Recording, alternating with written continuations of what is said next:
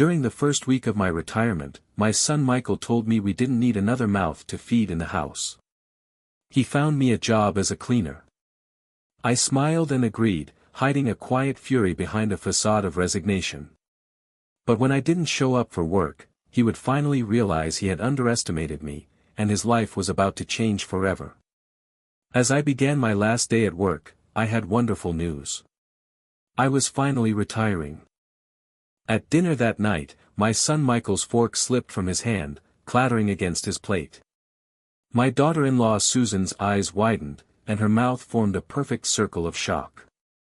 I beamed at them, expecting congratulations, perhaps even a toast with the cheap wine we kept for special occasions. Instead, silence stretched across our small kitchen table like a deep chasm. Michael was the first to recover, his face turning red with frustration. He couldn't believe I would just quit my job like that and wanted to know if I had thought about the consequences. I told him I certainly had. After 40 years of service, I felt I had earned this. I thought we could celebrate. Susan's voice cut through the air, sharp as a blade. She set down her water glass with a deliberate thud and declared that Michael and I were not going to feed me for free. The warmth in my chest began to freeze. This was not how I had imagined this moment during my drive home. I had pictured smiles and maybe Michael clapping me on the back, telling me how proud he was of his old man. Instead, my son's face contorted with something I had never seen directed at me before, pure annoyance. Michael leaned forward, his manager voice replacing any trace of filial affection. He told me he was not keeping an extra mouth to feed and that I needed a job the next day. He said he didn't care if I was flipping burgers or stocking shelves, I was not going to live off of his paycheck. Each word hit me like a physical blow. I stared at this man I had raised, whose college education I had funded, whose wedding I had helped pay for. The overhead light cast harsh shadows across his features, making him look like a stranger. Susan nodded in agreement. She said I was 65, not 90, and that plenty of people my age were still working. She mentioned her neighbor's father who bagged groceries until he was 73. I tried to speak, but Michael interrupted me. He insisted that I was wrong to think what I had. He asked if I thought money grew on trees and if I had any idea what it cost to maintain this house, feed, and clothe me. He said he worked 50 hours a week just to keep us afloat. The irony was not lost on me, though neither of them would understand it, not yet.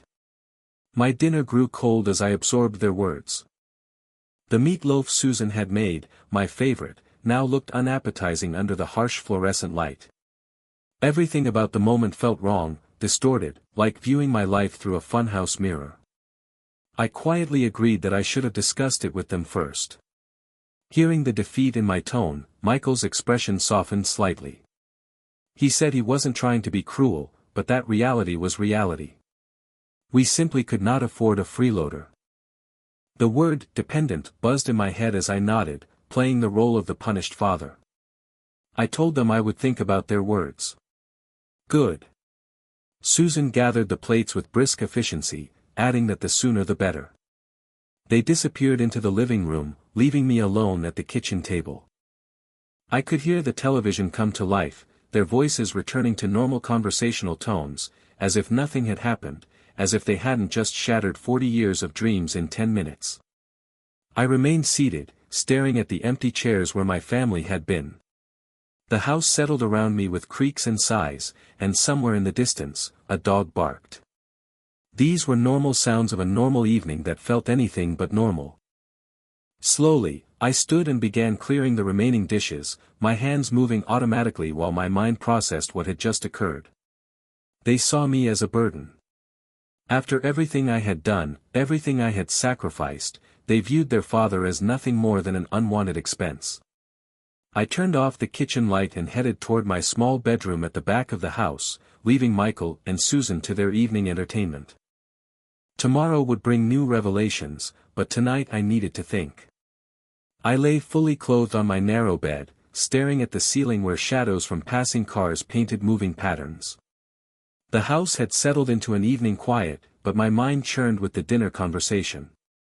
40 years of faithful service, and this was my reward, being called a freeloader by my own son. The bedroom was small, furnished with just the basics, a single bed, a nightstand, and a dresser that had seen better decades. Family photos lined the dresser top, Michael's graduation, his wedding, holidays where we all looked happy. Had that happiness been an illusion? Voices drifted through the thin wall separating my room from the master bedroom. At first, just murmurs, but gradually growing louder as Michael and Susan settled into their nightly routine. I heard Michael say he couldn't believe I had just announced my retirement like that. I turned toward the wall, suddenly alert. They were talking about me. Michael's voice rose, apparently not concerned about being overheard. He was annoyed that I thought I could just sit at home on his dime. 40 years of work, so what? He thought that didn't entitle me to retirement on his salary. Susan's response came through muffled but distinct. She wondered what would happen if I refused to work and just sat around watching television all day. She suggested we would take my pension and put me in a nursing home. Michael agreed, saying he was tired of supporting dead weight.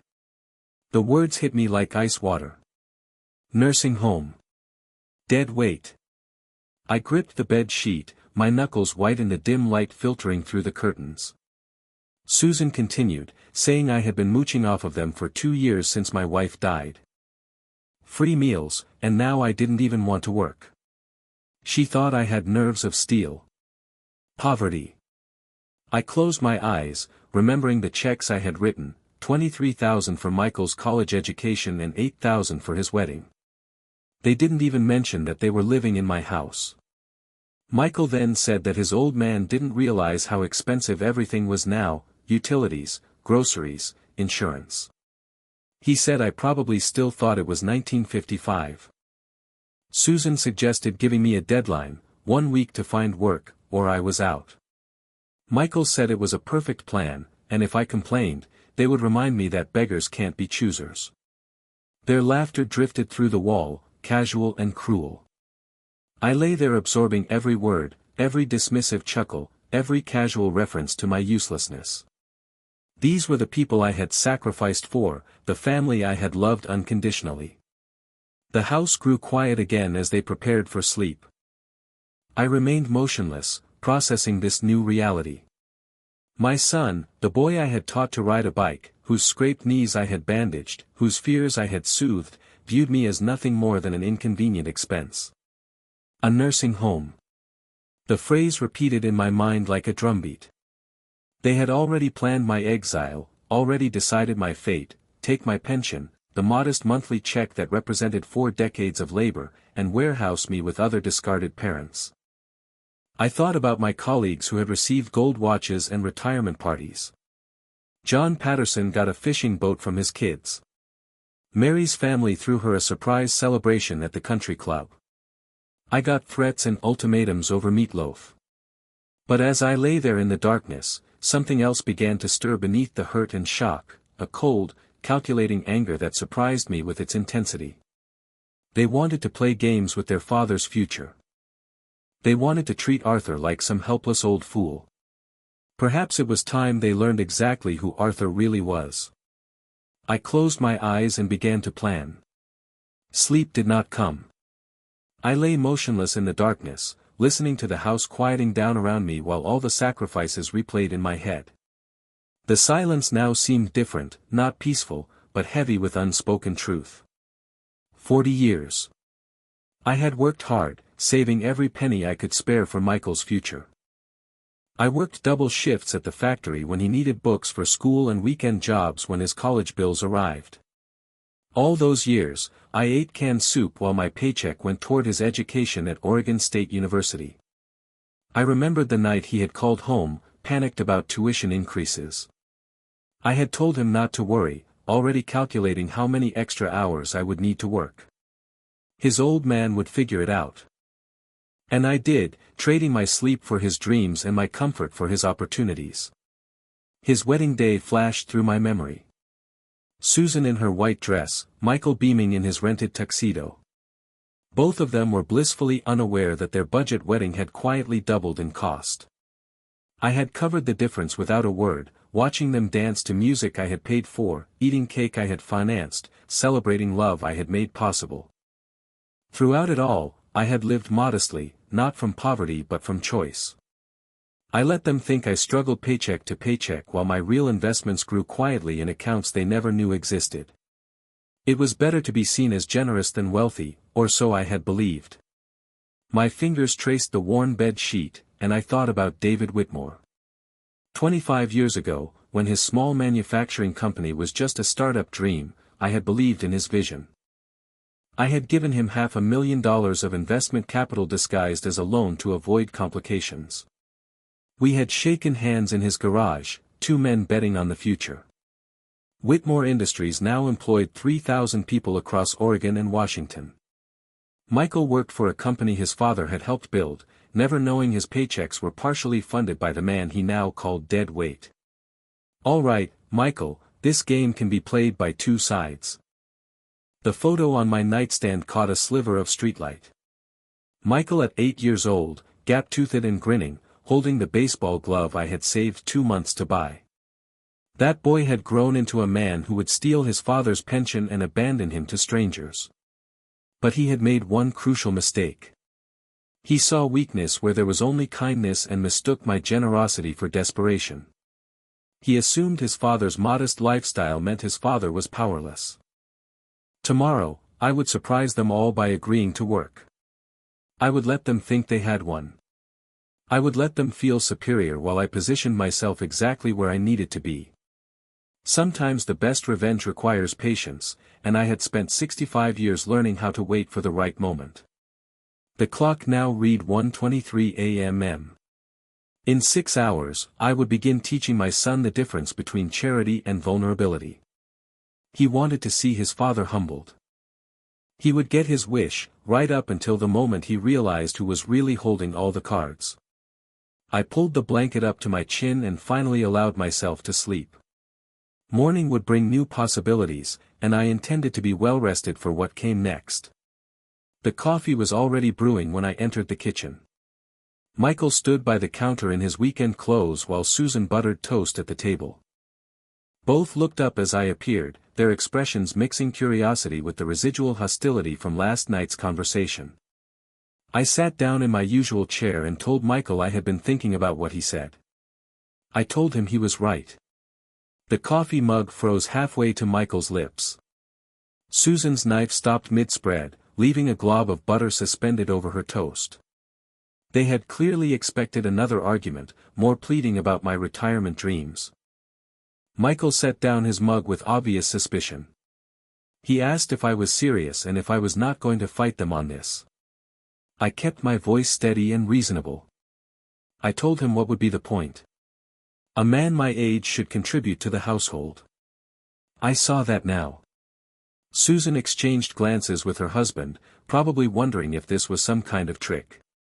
They had prepared for battle and found surrender instead.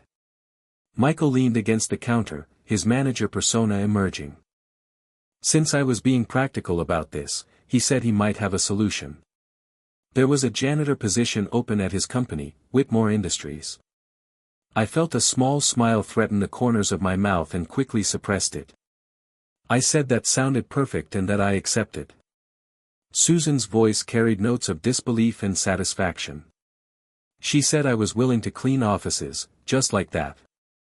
I replied that honest work was honest work, meeting her gaze directly. I asked when I would start.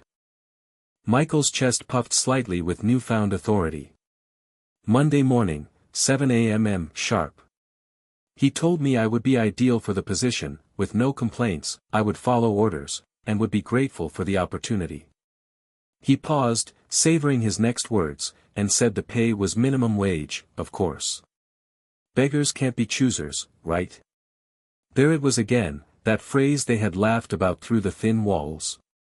I nodded seriously, as if accepting both the job and the insult with equal grace. Michael continued, saying he would need to speak with his boss, David, about approving the hire. But he was sure David would understand the family situation. He said David would probably feel sorry for me. David, my oldest friend, my business partner, the man whose garage I had sat in 25 years ago discussing dreams and investments. I told him it was very kind of him to help arrange this, letting just enough gratitude creep into my voice to make them feel magnanimous. Susan reached across the table and patted my hand condescendingly. She said it wasn't so difficult, that I just needed to face reality about my situation. My situation? If only she knew. I told them I appreciated them both helping me understand. I said it would be good to have purpose again and to contribute something meaningful to the family income. Michael nodded approvingly and said that was exactly the attitude they wanted to see. Maybe this would work out after all. He pulled out his phone, presumably to contact David about the janitor position. I watched him dial, imagining David's reaction when he received this particular request. Michael said he would make the call that afternoon and get everything set up for Monday. I replied that it was perfect, already picturing my first day back at Whitmore Industries. It would indeed be a homecoming, just not the kind Michael anticipated. The conversation moved on to weekend plans and grocery lists, but I barely listened. My mind was already planning Monday morning, calculating exactly how long it would take for the truth to emerge. Very soon, they would learn that underestimating Arthur was the costliest mistake they had ever made. Monday morning arrived crisp and clear. The week between my agreement and today had passed in a blur of Michael's smug preparations. He had proudly informed David about solving his father problem, purchased cleaning supplies for me, and outlined my duties with barely concealed satisfaction. I had played along perfectly, nodding appreciatively while internally counting down to this moment. At 7:30 a.m., I sat in my kitchen, sipping coffee and reading the morning paper. Through the window, I could see neighbors heading to work, their routines unchanged by the small revolution brewing in my house. The cleaning supplies Michael had bought remained untouched, in their bag by the door, a prop in the theater of his expectations. My phone remained silent until 8:15. Then it erupted. Michael's voice crackled with fury and panic. He screamed, "Dad, where are you?" and said his boss had just torn him apart. David was waiting for the new janitor, and no one arrived. I feigned confused concern, asking what time I was supposed to have been there. Michael was furious, reminding me that we had discussed the 8 a.m. start time every day that week and asked how I could possibly forget. I let his agitation grow before I responded with careful bewilderment. I told him I was so sorry, but age, sometimes things just slip away from me. I explained that my old brain wasn't what it used to be. He said this wasn't about my brain. His voice rose as he said he had vouched for me, telling David I would be reliable and that hiring family was a smart move. Now he looked like a complete fool. It was perfect. I imagined David's confusion, probably wondering why Michael was so invested in hiring an elderly janitor. My old friend was nothing if not polite, but he had certainly noticed the irregularity. I maintained my performance of elderly confusion, saying I felt terrible about the misunderstanding and asking what Mr. Whitmore had said. Michael told me that David had asked why he was so personally involved in the hiring process. Michael had to explain that I was his father, living at home, and that I needed the work. His voice carried the bitter taste of professional embarrassment, and he felt the entire conversation had been humiliating. It was interesting. David hadn't revealed our connection, maintaining his discretion even when presented with this strange situation. He was probably trying to figure out why Arthur's son was offering Arthur a menial job at Arthur's own company. I helpfully suggested that I could come in that afternoon and make up for lost time. He told me no, that I would be at work at 7:45 a.m. sharp the next day.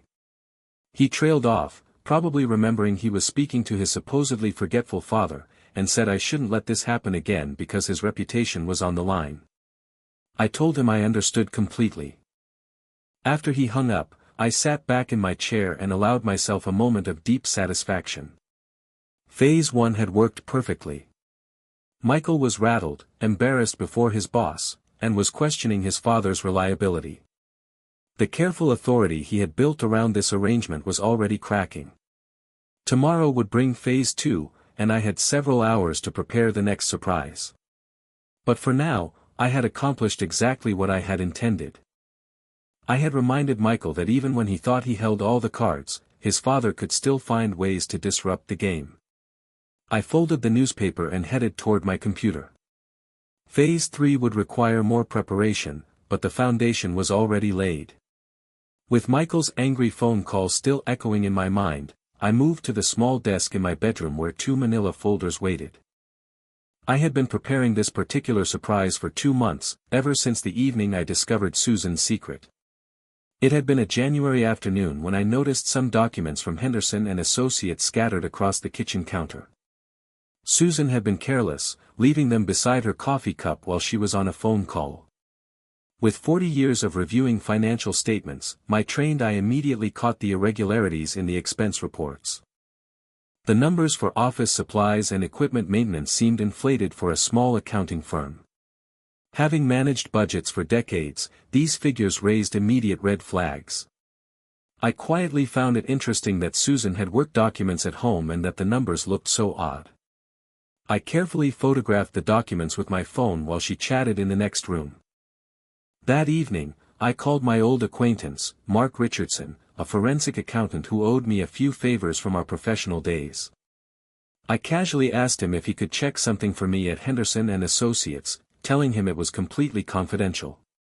3 days later, Mark had discreetly provided me with the real expense reports. The comparison was damning. Susan had been systematically inflating costs and pocketing the difference.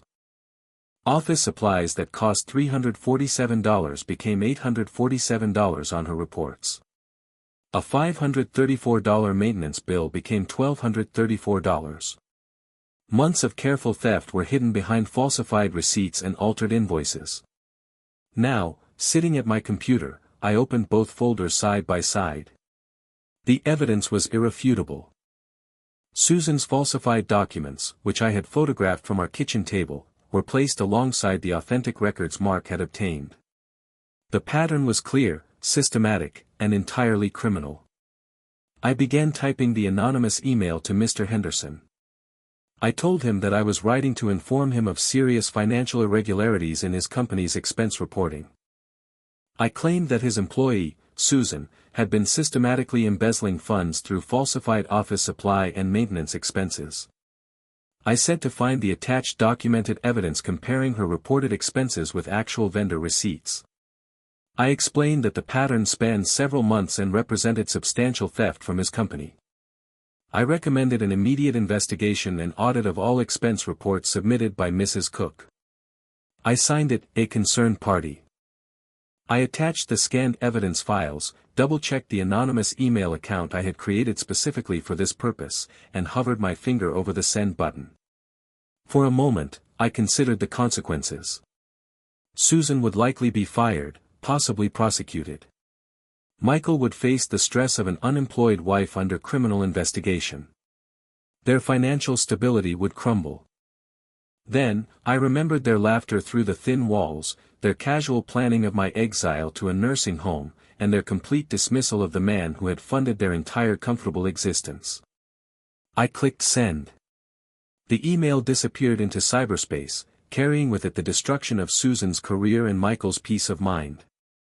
Within hours, possibly by that afternoon, their world would begin to unravel from a direction they had never anticipated. I closed the laptop and gathered the physical documents, feeding them into my small paper shredder. The evidence had served its purpose. Now, it needed to disappear completely. Outside, spring afternoon sunshine painted the kitchen in golden light. I made myself a sandwich and sat down to wait. Soon enough, the consequences would unfold. Michael had wanted to play games with his father's future. Now he would discover that his father had been collecting insurance policies all along. The afternoon stretched ahead of me like a blank canvas, waiting for careful brush strokes. Michael's morning humiliation had been satisfying, but it was merely the opening gambit. Now came the methodical work that would truly demonstrate the difference between a helpless old man and a strategist with 40 years of business experience. In my small study, afternoon sunlight illuminated 2 neat stacks of documents on my desk. The left pile contained photocopies of Henderson and Associates expense reports I had captured with my phone camera 2 months ago. The right stack held the authentic records Mark Richardson had discreetly obtained through his professional network. The comparison told a story of systematic theft spanning 8 months. Susan had been clever, I would give her that. Rather than stealing large amounts at once, she had inflated legitimate expenses by precise percentages. A genuine $347 office supply order became $847 on her reports, which was exactly $500 more. Computer equipment costing $1,234 appeared as $1,740 in company records. She had even created fictional vendor relationships, submitting invoices for services that were never rendered. My calculator showed approximately $18,000 diverted into her personal accounts, which was not enough to trigger automatic audits but was substantial enough to fund her designer handbags and weekend shopping trips that had always puzzled me given her modest salary. I opened my laptop and accessed the anonymous email account I had established weeks ago. The message needed to sound concerned but professional, with enough specific detail to trigger an immediate investigation.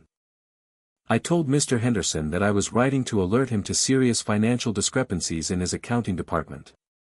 I said that his employee, Susan, had been systematically embezzling company funds through falsified expense reporting.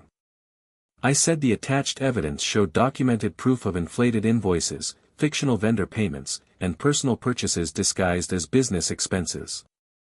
I explained that the pattern spanned from January through August 2025, representing approximately $18,000 in theft.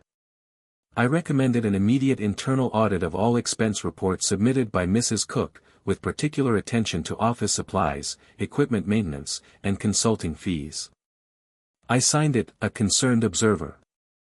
Methodically, I attached scanned copies of the most damning evidence, side-by-side comparisons of Susan's reports versus actual vendor receipts, photographs of suspicious documents from our kitchen table, and a detailed timeline showing the escalating pattern of theft. My finger hovered over the send button.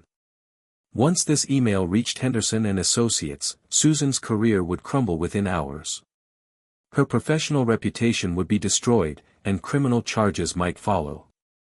But then, I remembered her voice through the thin walls, saying we should give me a deadline of 1 week to find work or I was out. I remembered her laughter as she discussed stealing my pension and warehousing me with strangers. I clicked send. The message vanished into cyberspace, carrying 28 attachments of irrefutable evidence. By evening, possibly within the next few hours, Susan would face the consequences of both her theft and her cruelty. I closed the laptop and carefully fed the physical documents into my paper shredder, watching months of preparation transform into thin ribbons. The evidence had served its purpose. Now it needed to disappear completely. Phase 3 was complete. Michael had been embarrassed at work that morning. Susan would face career destruction that afternoon. Tonight, they would both return home to a father they assumed was helpless, never suspecting he had orchestrated their simultaneous downfall. I made myself tea and settled into my chair to wait for the evening's revelations. The front door slammed at 6:43 p.m., followed by the sound of heels clicking rapidly across the hardwood floor. I looked up from my evening newspaper, feigning surprise at the urgency in Susan's footsteps. She appeared in the living room doorway, her face blotchy with tears. Her mascara was smudged beneath red-rimmed eyes. Her usually perfect appearance was disheveled, her blouse was wrinkled, her hair had escaped its neat bun, and her hands were trembling as she clutched her purse. I feigned practiced concern, setting down the paper and rising halfway from my chair as I asked what had happened and why she was crying. The words tumbled out between her gasping sobs. She said she was facing termination because someone had sent her boss some documents and financial records. They thought she had been stealing. I moved toward her, my voice carefully calibrated to convey shock and sympathy, asking what terrible luck and who could have done such a thing. She collapsed into the armchair across from me, her composure completely shattered. She said she didn't know who did it, but someone anonymous had sent detailed evidence to Mr. Henderson that afternoon, bank records, expense reports, everything laid out like some kind of forensic investigation. I settled back into my seat, maintaining my expression of bewildered concern while internally cataloging every detail she revealed. I told her that sounded absolutely devastating and asked what exactly they were claiming. She said they were claiming she had inflated expense reports, created fake invoices, and used the company credit card for personal purchases. Her voice broke completely. She told me they had everything, dates, amounts, and even photographs of the documents. It was fascinating. Henderson had moved quickly, confronting her within hours of receiving my email. He was clearly a competent businessman who understood that embezzlement required immediate action. I gently said that surely this was some kind of misunderstanding. I told her she was an honest person and that anyone who knew her would vouch for her character. Susan leaned forward desperately and said that was just it, the evidence was so detailed and specific. She felt that whoever had done this had been watching her for months, documenting everything, and that it was like they knew exactly what they were looking for. Indeed, they did. I allowed appropriate worry to creep into my voice as I asked if she had told Michael yet. Her face crumpled further. She didn't know how she could. She said he was already stressed about work and about the situation with me missing my first day. She looked up at me with pleading eyes and asked what she was going to do. If they fired her and there were criminal charges, she was afraid they would lose everything. I said soothingly that we would figure it out together. I moved to pat her shoulder in a grandfatherly gesture and said that family supported family, right? The irony was not lost on me. The woman who had laughed about sending me to a nursing home was now seeking comfort from the very person she had planned to abandon. She continued, wiping her nose with a tissue, saying they had suspended her pending a full investigation.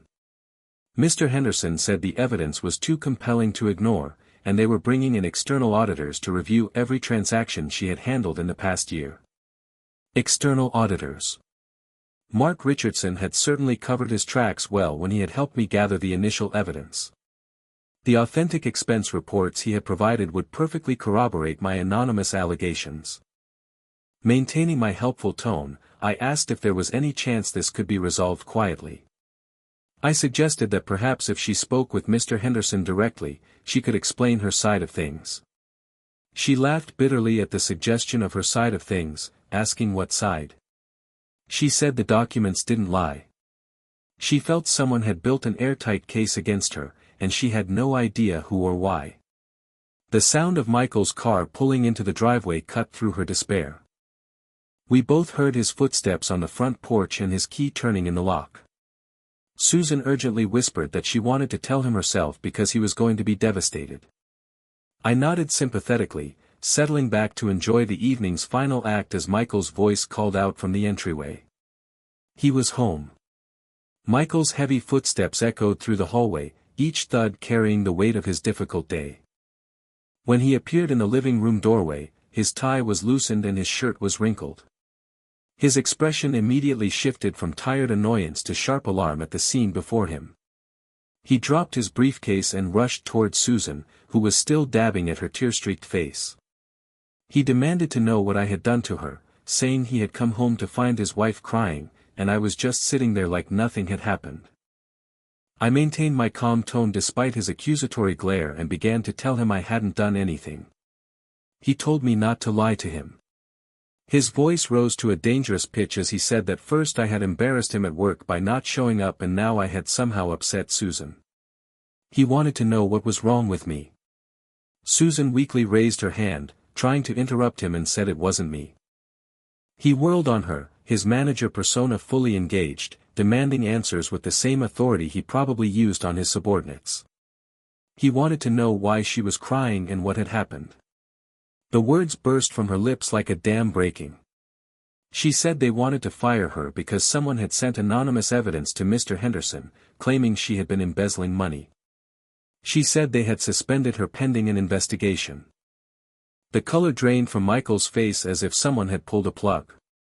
He stood frozen, processing this information while his carefully constructed world continued to crumble around him. He sank into the nearest chair, his earlier anger replaced by stunned disbelief, and said it was impossible. "You're the most honest person I know." That's what I tried to tell them, Susan continued, her voice gaining strength from his support. But whoever sent this information knew exactly what to look for. They had copies of expense reports, bank records, everything perfectly documented. I watched Michael's face cycle through emotions, confusion, denial, growing panic as the implications hit him. His father missing work, his wife facing criminal charges. Everything was spinning beyond his control. "This can't be happening," he muttered, running his hands through his hair. "Not now. Not when everything else is falling apart." "What do you mean, everything else?" Susan asked, momentarily distracted from her own crisis. Michael looked up at me with undisguised resentment. "My father here decided to play games yesterday. Didn't show up for work after I personally vouched for him with my boss. Made me look like a complete amateur." I explained that was just confusion about the time. I started. "No more excuses," Michael shot to his feet, pointing an accusing finger at me. "Tomorrow you're coming to work with me and you're working without any tricks, without any senior moments, without any nonsense. I'm driving you there personally to make sure you show up." "Christopher, that's not necessary. And let's have no tricks because I know you." His voice cracked with desperation and fury. "I've had it with both of you causing problems. My reputation, my marriage, my entire life is under attack, and I'm not letting it happen." Susan looked between us with growing confusion, trying to process this family conflict while dealing with her own catastrophe. "Don't worry, son," I said quietly, meeting his blazing stare with surprising calm. "Today everything will be different." Something in my tone gave him pause. For just a moment, his aggressive posture wavered as he tried to interpret my words. "It better be," he said finally, his voice dropping to a threatening whisper. "Because if it's not, if you embarrass me one more time, I'm following through on every promise I made about nursing homes and taking your pension. Do you understand me?" I nodded solemnly, hiding the small smile that threatened to emerge. Tomorrow would indeed be different, more different than Christopher could possibly imagine. The house fell into tense silence. 3 family members facing separate crises, none of them realizing that all their troubles stemmed from the same source. Morning came too soon for Michael, but I'd slept peacefully, knowing this would be the final act of my carefully orchestrated play. I dressed methodically in the work clothes he'd bought me, each piece a costume for the performance of a lifetime. Michael was already in the kitchen when I appeared, gulping coffee with grim determination. His face bore the marks of a sleepless night, dark circles under his eyes, stubble he'd forgotten to shave, the tight expression of a man who'd decided to solve his problems through sheer force of will. "Ready?" he asked curtly, not bothering with pleasantries. "Ready," I replied, pulling on the jacket that completed my janitor's uniform. The drive to Whitmore Industries passed in tense silence for the first 10 minutes. Portland's morning traffic gave Michael something to focus his nervous energy on, his knuckles white as he gripped the steering wheel. I sat quietly in the passenger seat, watching familiar neighborhoods pass by, counting down the minutes until everything changed.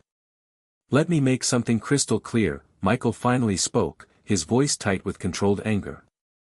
"Today there will be no confusion about time, no mysterious illnesses, no convenient memory lapses. You will show up, you will work, and you will make me look competent in front of my boss." "I understand completely," I said, keeping my tone appropriately submissive. "Do you?" He shot me a sideways glance. "Because yesterday's stunt nearly cost me my job." David asked pointed questions about my judgment, about why I was vouching for unreliable people. "I had to convince him to give you another chance." Poor David. He must have been thoroughly confused by the whole situation, trying to understand why his business partner's son was so invested in hiring his business partner as menial labor. "And let's have no tricks because I know you," Michael continued, warming to his theme. "I know you probably think this is all some game that you can manipulate situations to get your way, but those days are over. From now on, I'm in charge." "Don't worry, son," I said, allowing just a hint of mysterious confidence to color my words. "Today, everything will be different. He glanced at me sharply, perhaps catching something in my tone that didn't match his expectations. What's that supposed to mean? Just that I understand the situation better now, I replied carefully. Sometimes it takes time to see things clearly. The Whitmore Industries building came into view, a sleek, modern structure of glass and steel that represented 25 years of growth from David's garage-based startup.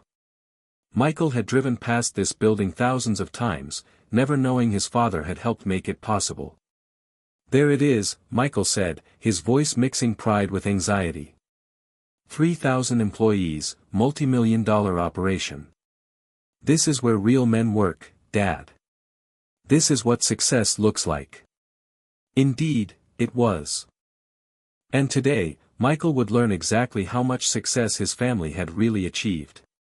We pulled into the parking lot, Michael choosing a spot near the main entrance. As he turned off the engine, I could see his hands trembling slightly. Whether from anger, anxiety, or exhaustion, I couldn't tell. Remember, he said, turning to face me with desperate intensity. Whatever happens in there, you follow my lead. I do the talking. You stay quiet, respectful, and grateful for the opportunity. Of course, I agreed, suppressing the irony of receiving such instructions about entering my own company. Michael climbed out of the car and waited for me to join him on the sidewalk. Together, we walked toward the glass doors that would open onto the final scene of our family drama. In less than 5 minutes, Michael Cook would discover exactly who his father really was. The glass doors of Whitmore Industries opened with a soft whoosh, revealing the gleaming marble lobby I hadn't seen in months. Michael strode ahead confidently, nodding to the security guard who waved us through without question. Another irony, since I'd helped design these very security protocols years ago. Stay close and keep quiet, Michael muttered as we entered the main corridor. I'll handle all the talking. The hallway bustled with morning activity, employees clutching coffee cups, heading to meetings, discussing projects. I recognized several faces, though they didn't seem to notice the elderly man in a janitor's uniform walking behind an anxious middle manager. Michael had acquired a mop and bucket from the supply closet, which he thrust into my hands with barely concealed satisfaction. Here, make it look authentic when David sees you. I accepted the cleaning supplies without comment, internally amused at the theatrical nature of this final performance. Around us, the business of my company continued as usual. Reports were being analyzed, decisions were being made, and profits were being earned from investments I'd helped fund decades ago. There he is, Michael breathed, straightening his tie and adopting his most professional demeanor. David Whitmore was walking toward us from the opposite end of the corridor, making his customary morning rounds through the facility. At 64, he carried himself with the confidence of a successful CEO, his silver hair perfectly groomed, his expression focused on the tablet in his hand. Mr. Whitmore, Michael called out, his voice carrying just the right note of respectful enthusiasm. Perfect timing, sir. David looked up, initially distracted, then focusing on Michael with polite attention. His gaze moved briefly to me, a routine glance at the elderly janitor accompanying his employee. Then he stopped walking entirely. Michael, David said slowly, his voice carrying a note of confusion. You brought him here? Yes, sir, Michael's chest puffed with pride.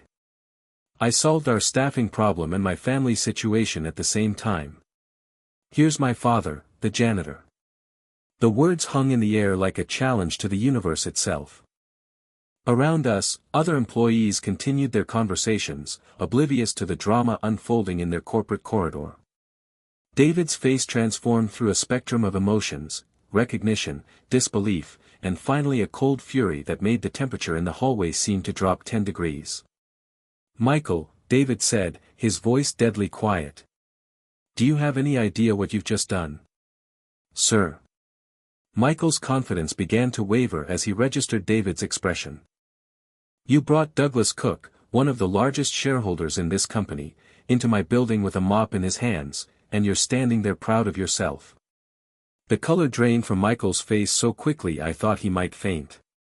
His mouth opened and closed soundlessly, like a fish gasping for air.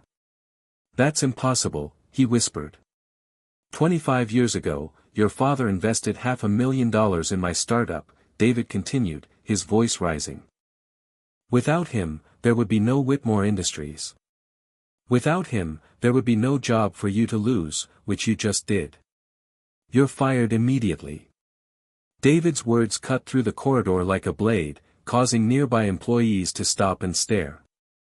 Clear out your office and leave the premises. Security will escort you out.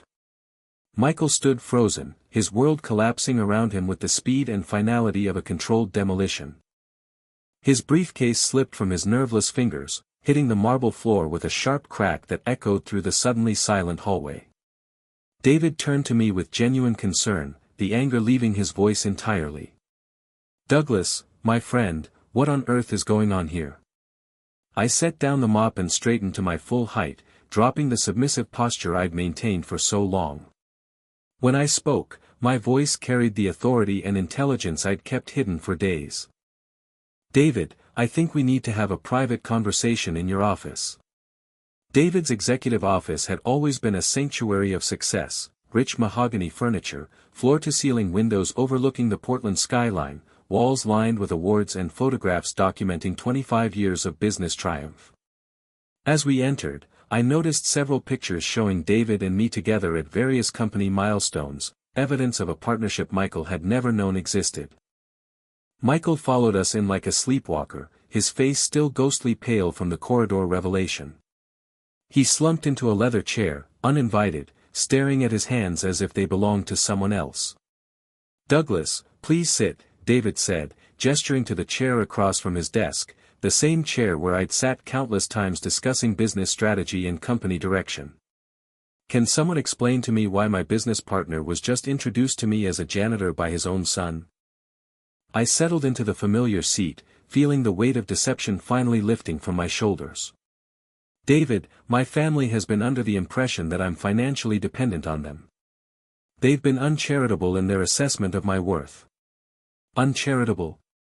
David's voice sharpened. Michael, your father owns 37% of this company. He's been quietly drawing dividends for decades, not because he needs the money, but because that's how investments work. What exactly did you think he did for a living? Michael's voice came out as barely a whisper. Factory work, manual labor. I thought he was poor. Poor. David laughed, but there was no humor in it. Your father could buy and sell most of Portland's business district. He chose to live modestly, chose to let you believe he was struggling, and apparently chose to let you treat him like a burden. The truth hung in the air between us, 25 years of hidden success, finally exposed to the light. Through the floor-to-ceiling windows, I could see the city skyline, a view I'd helped David afford through my early investment and continued partnership. But why? Michael asked, looking directly at me for the first time since the corridor confrontation. Why didn't you tell me? Because I wanted to see what kind of man you'd become without the influence of money, I replied calmly. I wanted to know if you'd respect your father for who he was, not what he owned. The answer, unfortunately, is that you wouldn't. David leaned back in his executive chair, studying Michael with undisguised distaste. Let me understand this correctly. You discovered your father had retired, and your response was to force him into menial labor. We couldn't afford, Michael began. You couldn't afford. David's voice rose. Your father has been supporting you your entire adult life, college tuition, wedding expenses, house down payment, money that came from his share of this company's profits, and you repaid that generosity by threatening to put him in a nursing home. Michael's face crumpled as the full magnitude of his mistakes became clear. I didn't know. Nobody told me. Nobody told you to be decent to your father either, I said quietly. Nobody told you to treat the man who raised you with basic human respect. That should have come naturally. David stood up, moving to the window overlooking the parking lot. Douglas, what do you want me to do about this situation? Nothing that hasn't already been done, I replied. Justice has been served. Michael's employment here is terminated as you've already announced. His wife faces criminal charges for embezzlement at her company, though that's a separate matter entirely. Michael's head snapped up. You knew about Susan. I know about everything, son. I always have. I stood as well, feeling taller than I had in years. The question now is what you're going to do with this knowledge. The office fell silent, except for the distant hum of business continuing in the building below. Michael sat surrounded by the evidence of success he'd never recognized, finally understanding that his father wasn't the weak, dependent man he'd imagined. David walked over and placed a hand on my shoulder. Douglas, you're always welcome here. This is your company as much as mine. Thank you, David. But I think it's time I actually retired properly this time, on my own terms. I looked at Michael one final time. Perhaps this experience will teach you something about respect, humility, and the difference between being poor and choosing to live simply. Michael opened his mouth as if to speak, then closed it again. There were no words that could undo what had been done, no apologies that could restore what had been broken. As we prepared to leave the office, David held the door open for me. Justice has been restored, he said simply. Indeed, it had. After days of humiliation and threats, I was finally standing where I belonged, not as a burden or a charity case, but as Douglas Cook, successful businessman, respected partner, and a man who had learned the true value of dignity. The week of my retirement had ended exactly as it should have, with truth revealed, respect restored, and justice served. If you like this story, please like this video, subscribe to the channel, and share your impressions of this story in the comments. To listen to the next story, click on the box on the left. Thank you for watching.